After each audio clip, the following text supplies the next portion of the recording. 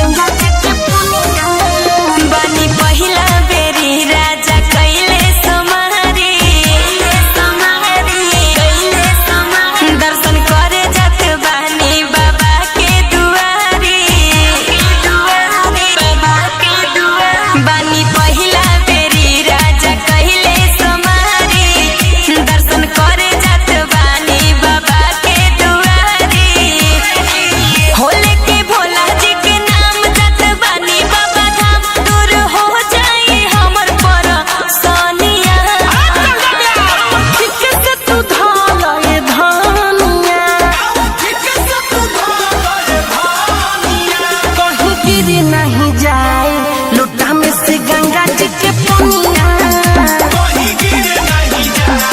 लुटा में से गंगा जी के पनिया।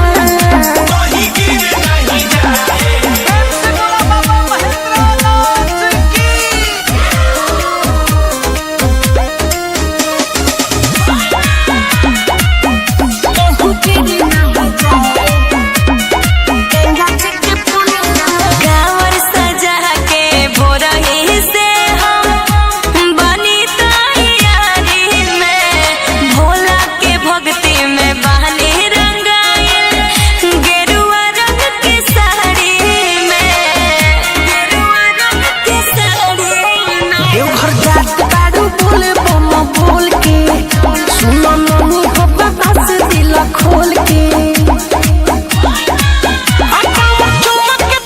के बड़ी बनिया कहीं गिरे नहीं जाए लुटा में से गंगा जी के पनिया, लुटा में से गंगा जी के पनिया।